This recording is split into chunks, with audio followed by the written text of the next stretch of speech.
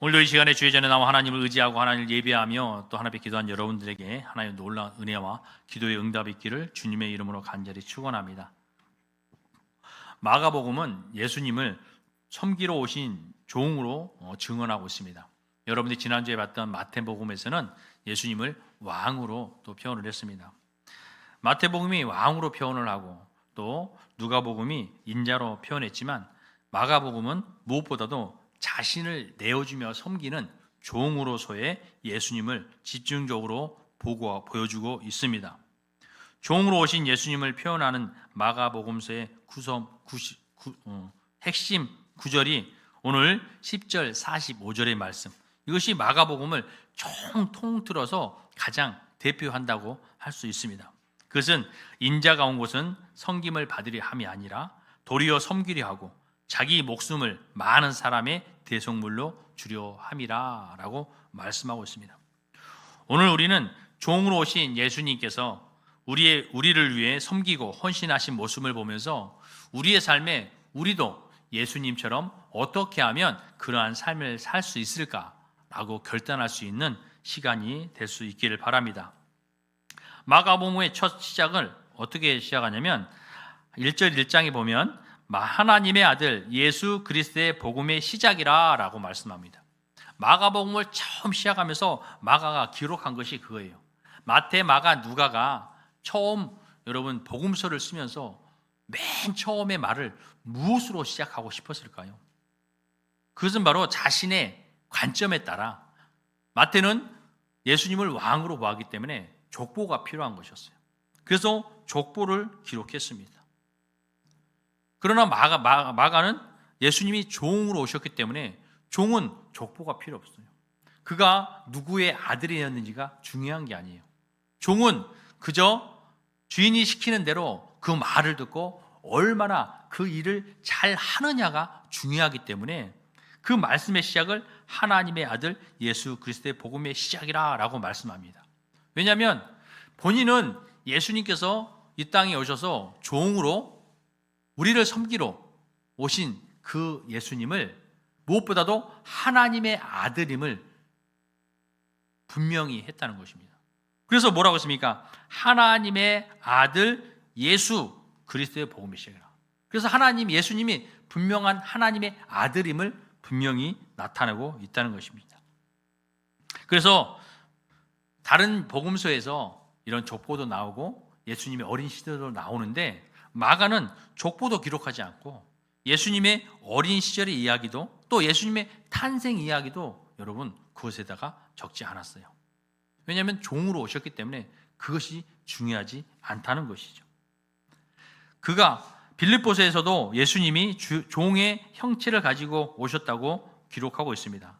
빌립보서 2장 6절에서 8절의 말씀에 보면 그는 근본 하나님의 본체시나 하나님과 동등됨을 취할 것으로 여기지 아니하시고 오히려 자기를 비워 종의 형체를 가지사 사람들과 같이 되셨고 사람의 모양으로 나타나사 자기를 낮추시고 죽기까지 복종하셨으니 곧 십자가의 죽으심이라 라고 말씀하고 있습니다. 예수님께서 이 땅에 오시는데요, 종으로 오시는 모습에 대해서 보여주고 있는 것입니다. 근데 그 종이 오셔서 어떻게 하시냐? 그 능력이지 하나님이잖아요. 예수님은 하나님이시잖아요. 그런데 자기를 비웠다는 거예요. 하나님과 동등됨을 취하지 아니하시고 오히려 낮춰져 자신을 낮추는 삶을 살았답니다. 그래서 이 땅에 오셔서 무엇보다도 낮아지는 많은 사람들을 오히려 섬기는 삶을 살았다는 거예요.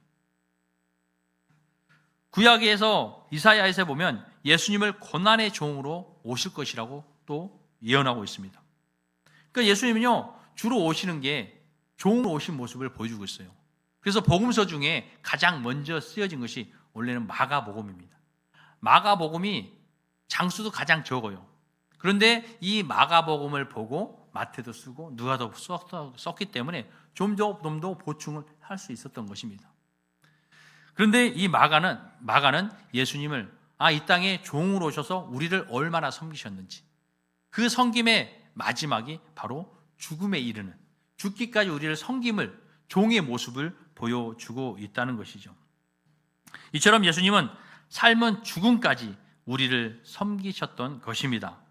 오늘 본문에서 예수님의 섬김과 종의 모습으로 살아야 할 것을 우리에게 말씀하고 있습니다.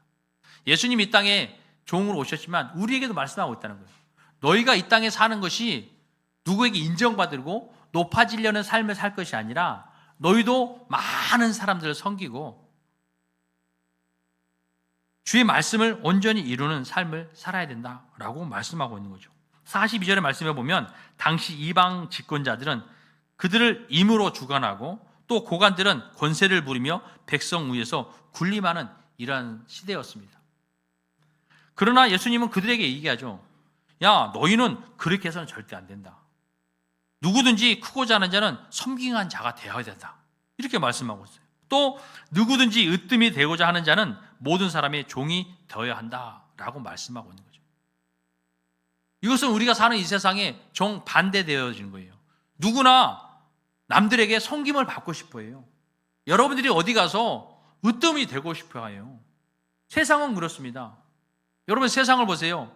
여러분 가정에서도 학교에서도 직장에서도 여러분 사회 속에서도 무언가를 하나를 해서 내가 누구에게 인정을 받고 내가 무엇보다도 같은 무리 안에서도 으뜸이 되기를 그런 삶을 살고자 한다는 것이죠. 그러나 하나님의 나라는 그것이 아니라는 거예요.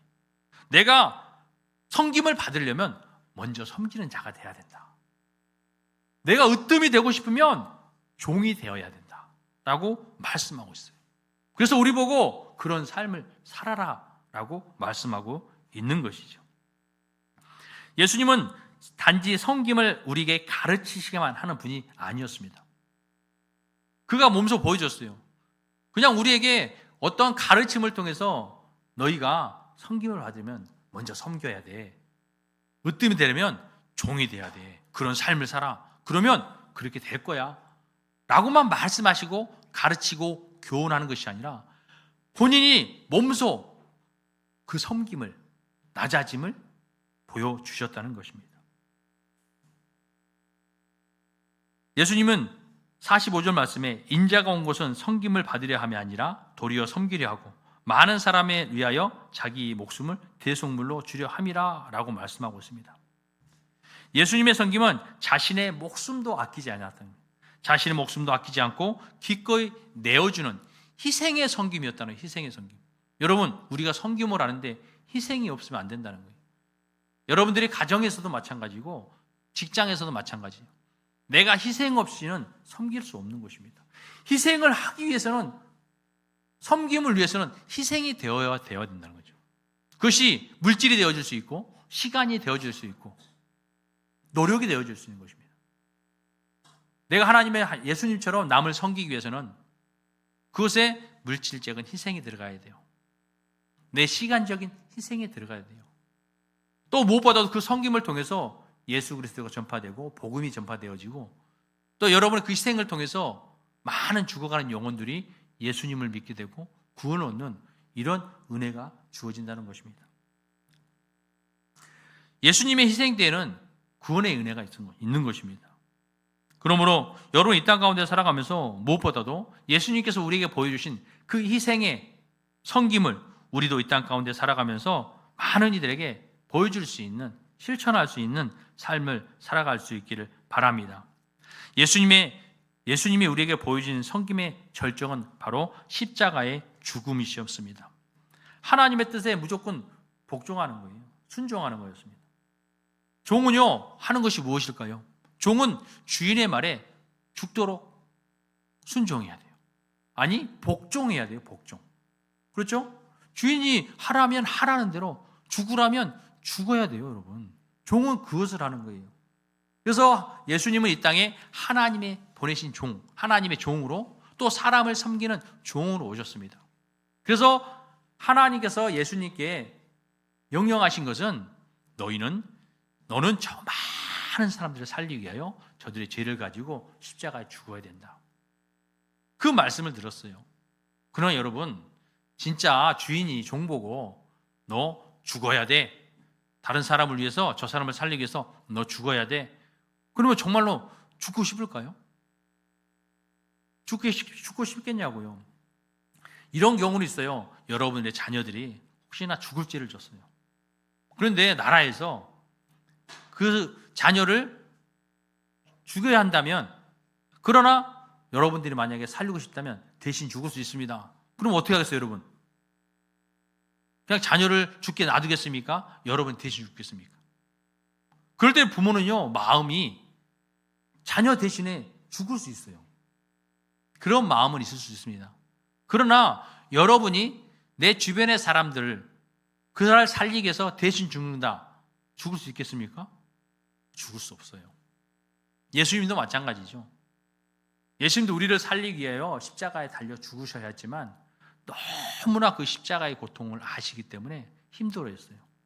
무서워했어요. 두려워했어요. 그래서 하나님 앞에 기도합니다. 하나님, 제발 이것만 피할 수 있으면 피하게 해주십시오. 굳이 죽기까지 해야겠습니까? 다른 방법이 있지 않을까요? 어쨌든 여러 가지로 하나님 앞에 기도했어요. 땀방울이 핏방울이 되기까지. 그런데 그 기도의 끝은 무엇이었습니까? 그 기도의 끝은 그러나 내 뜻대로 하는 것이 아니라 하나님의 뜻대로 하시길 바랍니다.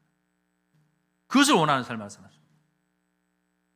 종의 모습은요, 우리는 섬김의 모습, 죽음까지도 불사를 수 있는 그러한 믿음으로 섬기는 삶을 살아야 된다는 것입니다. 그래서 예수님은 하나님의 말씀에 온전히 순종하며 복종하며 그 모든 것을 이루어 갔다는 것입니다. 마가복음에서는 마태복음에 나오는 여러 가지 예수 그리스도의 권위 있는, 그래서 산상수훈이 나옵니다. 산에 의해서 제자들에게, 많은 사람들에게 많은 것을 가르쳐요. 좀 권위 있는 모습을 보여주고 있습니다. 왜? 왕으로 오셨기 때문에. 그러나 마가복음에서는요, 그런 모습이 없어요. 마가의 시점에서는 종으로 오신 예수님의 권위 있는 가르침보다 말씀에 순종하며 행동하는 것이 중요하다고 생각했기 때문에 그것을 기록하지 않았다는 것입니다. 그래서 예수님의 기적을 베푸신 일들이 가르침과 교훈의 내용보다 더 많이 기록되어져 있습니다. 마가복음에 보면 보통 예수님께서 기적을 베푸신 많은 일들이 기록되어져 있다는 것입니다. 그러나 우리가 기억할 것은 예수님은 처음부터 하나님의 아들이셨다는 것입니다. 종으로 오셨지만 분명히 하나님의 아들이셨어요. 십자가 아래서 예수님의 죽음을 지켜본 로마 백부장도 이렇게 고백합니다. 고넬료가 그것을 보면서 무엇했습니까? 예수님이 돌아가심을 보고 그가 입술로 고백을 했어요. 마가복음 15장 39절에서 참으로 이 사람은 하나님의 아들이었도다 라고 말씀하고 있습니다. 마가복음은 처음과 끝을 하나님의 아들, 그러니까 처음에 시작하면서 예수님은 하나님의 아들입니다. 그러면서 계속 종된 모습을 보여주고 있습니다. 하나님의 종으로, 사람의 종으로 섬기는 모습을. 그러면 어떻게 보면 예수님은 그냥 어떤 종의 모습이구나 라고 끝날 수 있지만 마지막에도 이것을 통해서, 백부장을 통해서 이 사람은 정말 하나님의 아들이라는 것을 표현하고 있는 것입니다. 예수님의 사역은 사람들의 고통 속으로 찾아오셨습니다. 종으로 오신 예수님은 그냥 가르치시고 교훈하시고 이것만 하는 것이 아니라 직접 우리의 삶에 많은 사람들의 그러한 삶으로 고통 속으로 찾아오셨다는 거예요. 예수님은 늘 사람들 가운데 계셨습니다. 병든 자, 또 귀신 들린 자, 사회 속에 소외된 자들을 곁으로 다가가셨습니다. 예수님께 나오는 많은 사람들을 예수님이 고쳐주셨어요. 종으로 오셔서 사람을 섬겨야 하기 때문에, 그러니까 많은 사람들이 예수님 앞에 나오면 예수님은 즉시 또 곧 그것을 이루셨습니다. 그래서 여러분이 마가복음을 보면요, 곧이라는 말씀과 또 즉시라는 말이 많이 나오게 돼 있어요. 마가복음은 성경을 읽으면 처음부터 마지막까지 되게 긴장되어집니다. 빠르게 전개되어지고 있어요. 예수님이 무엇을 하시고 바로 움직이면서 또 무엇을 하시고 또 고치시고 바로 넘어가시고 계속해서 긴장감 있게 막 전개되고 있는 것입니다. 그래서 곧과 즉시라는 말이 되게 많이 나오는 것입니다. 이처럼 예수님 앞에 나오는 귀먹은 자, 말 못하는 자, 안진병자, 문둥병자를 치유하여 주시고, 또 회당장이 와이로의 죽은 딸을 살리셨습니다. 또 가난한 자, 소외된 자, 세리와 죄인들에게 친구가 되어주시며 그들의 소리를 외면하지 않으셨다는 것입니다. 그러나 예수님은 자신을 드러내지 않고 오직 하나님의 뜻을 드러내는 종으로 살았다는 것입니다. 기적을 나타낸 후에도 그들에게 침묵하라고 말씀하셨어요.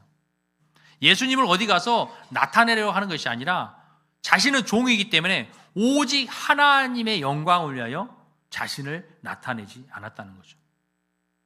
우리도 마찬가지입니다. 신앙생활하다 보면 여러분, 하나님께서 우리에게 능력을 주셔요. 달란트를 주십니다. 여러분에게는 할 수 있는 것들이 많이 있어요. 아니야, 나는 아무것도 할 게 없어. 이렇지만 하나님께서는요, 그런 사람에게도 무언가 달란트를 주셨어요. 어떤 이들은 많은 일을 하고, 어떤 사람들은 조용히 일을 하고, 모두에게 달란트를 주셨습니다. 그러나 이것으로 우리가 내가 남에게 인정받으려고, 내가 높아지려는 것이 아니라 내가 그런 많은 헌신과 봉사를 통해서 나타나는 모든 것들을 내가 인정받고 높아지는 것이 아니라 오직 하나님만 나타나기 위해서 낮아지는 삶을 살아야 된다. 낮아지는 삶. 예수님께서 그러셨어요. 능력을 베푸셨습니다. 죽은 자도 살리고, 안진병도 일으키시고, 중풍병자도 치료하시고. 그런데 많은 사람들에게 침묵하라. 왜? 나는 종으로 왔기 때문에 종이 높아지는 것이 아니라 하나님이 높아져야 된다는 것이죠. 여러분도 그런 삶을 사시기 바랍니다. 이 땅에 살아가면서 오직 하나님을 높이는 삶을 살 수 있기 바랍니다.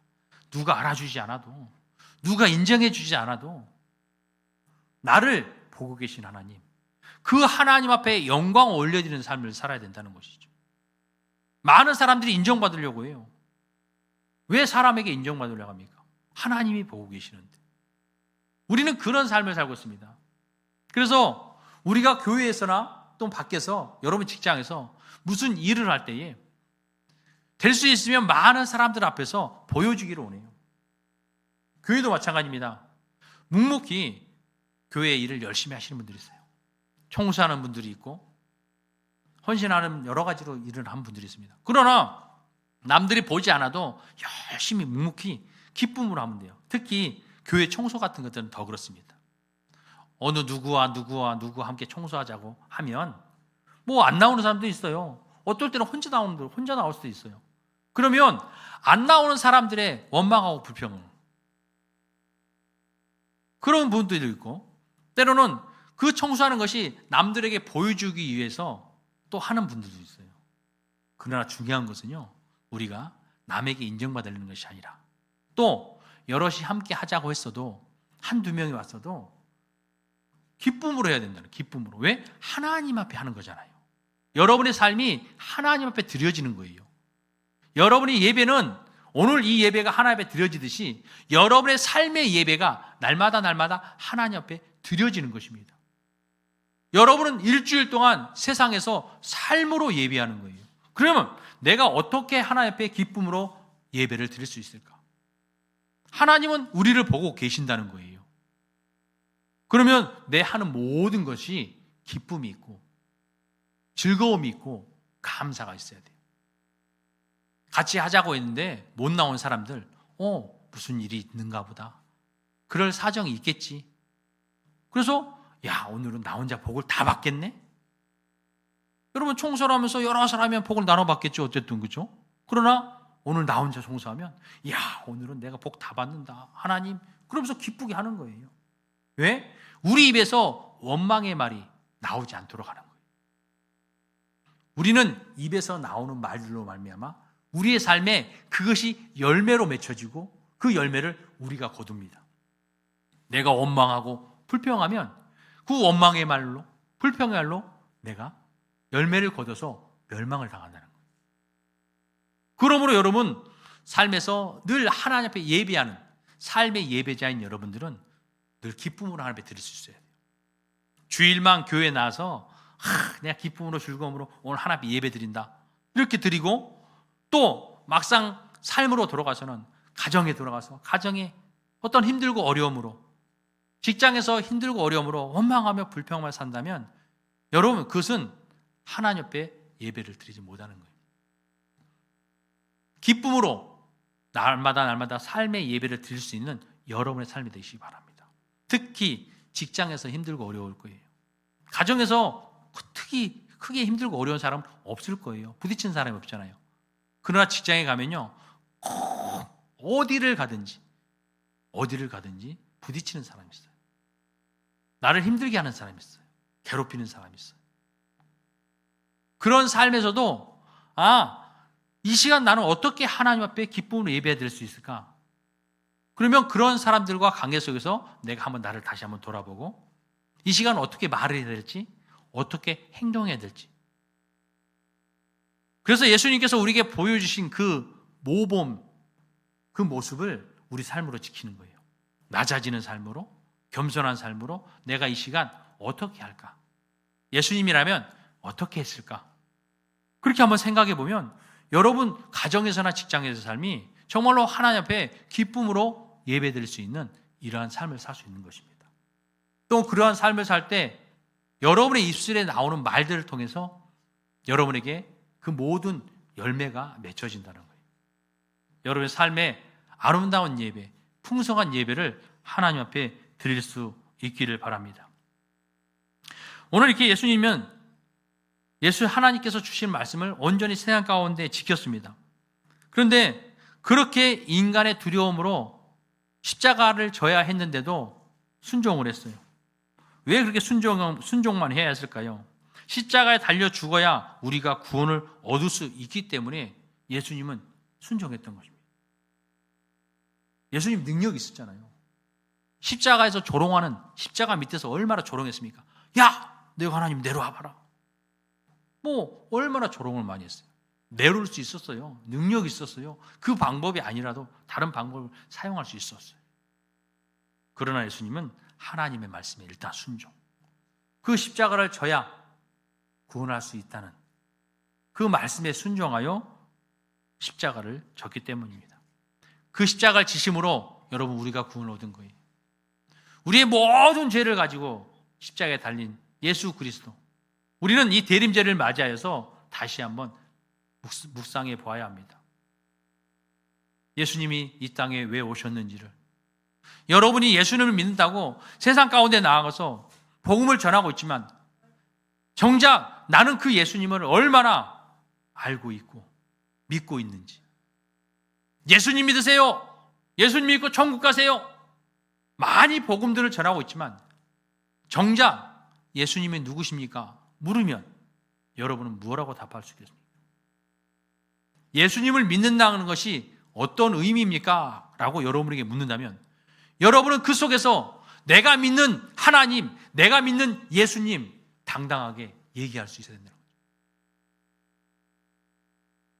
내가 믿는 하나님, 내가 믿는 예수님을 여러분이 설명할 수 없으면 다른 사람도 그 믿음을 인정할 수 없는 것입니다. 그냥 믿어. 그냥 믿기만 해. 여러분 이래서 믿을까요? 아니에요. 예수님이 누구신지 여러분 얘기할 수 있어야죠. 예수님이 이 땅에 왜 오셨는지 그것을 여러분이 표현할 수 있어야 돼요. 하나님의 아들로서 우리 죽어가는 죄인들을 구원하기 위하여 이 땅에 오셔서 우리의 모든 죄를 가지고 십자가에 달려 죽으셨습니다. 그 예수님으로 인하여 우리가 우리의 죄를 사함받고 새롭게 거듭나 영원한 생명을 얻었습니다. 예수님은 그렇게 이 땅에 오셨습니다. 하나님이시지만 우리를 구원하기 위하여 이 땅에 사람으로 오셨어요. 그분을 믿으면 구원을 얻습니다. 영원한 생명을 얻습니다. 여러분들이 여러분 속에서 예수님을 또 믿음을 정리할 수 있어야 돼요. 그래서 당당하게 이야기할 수 있어야죠. 예수님 믿으세요. 예수님 믿고 천국 가세요. 이것은 우리가 바쁜 시간 속에 짧게 복음을 증거하는 거예요. 그러나 여러분들이 설명한 일이 생긴다면 그 예수님을 여러분들이 설명할 수 있는, 그것도 기쁘고 벅찬 이런 마음으로 여러분 설명해 보세요. 있잖아요, 예수님은요 하나님의 아들이셨어요. 그런데 그 높은 보좌 딱 놔두시고 이 땅에 오셨어요. 왜요? 우리를 구원하시기 위해서요. 우리는 죄로 죽을 수밖에 없어요. 예수님 아니었으면요 우리는 지옥에 가는 거예요. 그런데 우리를 구원하시기 위해서 우리의 죄를 다 가지고 십자가에 달리셨어요. 죄가 있으면 죽어야 돼요. 우리는 죄 때문에 우리는 죽을 수밖에 없어요. 그러나 예수님이 우리의 죄를 가지고 가셨어요. 예수님이 우리의 구원자입니다. 그걸 믿으셔야 돼요. 누구든지 그것을 믿으면 영원한 생명을 주신대요. 예수님 믿고 천국 가세요. 예수님 믿고 영원한 생명을 주세요. 구원 받으세요. 여러분, 여러분의 고백이 있을 수 있기 바랍니다. 이처럼 예수님께서 이 땅에 오셔서 우리를 구원하시기 위하여 종으로 오셔서 죽기까지 우리를 섬기셨습니다. 그러면 우리는 과연 어떤 삶을 살아갈까요? 바울은 우리에게 분명히 말합니다. 빌립보서 2장 5절 말씀에 너희 안에 이 마음을 품으라 곧 그리스도 예수의 마음이니 라고 말씀하고 있습니다. 이 마음이 무엇입니까? 이 마음은 자기를 비우는 것, 또 종의 형체로 와서 자기를 낮추는 것, 나를 비우고 나를 낮추는 거예요. 그리고 또 하나, 죽기까지 복종하는 것. 결국 우리도 이 땅 가운데 살아가면서 자기를 비우는 삶을 살아야 돼요. 나를 낮추는 삶을 살아야 합니다. 또 복종하는 삶을 살아야 돼요. 그래서 첫째로 자기 비움의 삶을 살아야 된다는 것입니다. 종의 길은 자기 주장과 자기 권리를 내려놓는 길인 것입니다. 내가 옳다는 자리에서 물러서서 내 유익보다 공동체와 이웃을 먼저 생각하는 삶을 살아야 된다는 것입니다. 가정에서나 교회에서, 직장에서 내가 섬김을 받아야 할 이유를 찾기보다는 내가 어떻게 섬길 수 있을까를 고민하는 이러한 여러분의 삶이 되시기 바랍니다. 두 번째로 자기를 낮추고 보이지 않는 곳에서 충성하는 삶을 살아야 합니다. 예수님의 섬김은 주목받고 인정받기 위한 섬김이 아니었습니다. 그분의 자리는 마구간이었어요. 태어난 것이 마구간이었습니다. 인정하지 못한 지역 나사렛이었습니다. 늘 병든 자와 함께하고 죄인의 자리에 있으며 사람들이 피하는 곳이 바로 예수님의 사역의 현장이었습니다. 모든 사람들이 피하는 장소, 그것이 바로 예수님의 사역 장소였다는 것입니다. 오늘 우리도 인정받기 위한 섬김이 아니라 하나님 앞에서의 충성을 선택하는 삶을 살 수 있기 바랍니다. 사람의 인정과 박수가 없어도 하나님이 기뻐하시는 섬김의 기쁨으로 감당하는 삶을 살 수 있기 바랍니다. 마지막으로 십자가의 길을 두려워하지 말고 복종해야 합니다. 종의 길에는 반드시 십자가가 따르게 되어 있습니다. 손해보기도 하고 오해받고 희생하지만 때로는 고난도 따르기도 합니다. 그러나 예수님을 따르는 길에는 부활의 약속이 있습니다. 구원의 은혜가 있습니다. 하나님의 종의 길을 걷는 자는 결코 하나님께서 외면하지 않으신다는 것입니다. 그러므로 여러분이 세상 가운데 살아가면서 자기를 비우는 삶과 또 자기를 낮추는 삶, 또 죽기까지 복종하는 이러한 삶을 살 수 있기를 바랍니다. 사랑하는 성도 여러분, 예수님은 왕이십니다. 왕이심에도 불구하고 종이 되셨고 그 종의 길을 끝까지 걸으심으로 우리를 구원하셨습니다. 이제 우리는 선택할 수 있기를 바랍니다. 선택해야 합니다. 높아지려는 길이 아니라 낮아지는 길을, 섬김을 받으려는 길이 아니라 섬기는 길을, 편안한 길이 아니라 예수님이 걸으신 종의 길을 주와 함께 기쁨으로 따르는 우리 모두가 되시길 주님의 이름으로 간절히 축원합니다.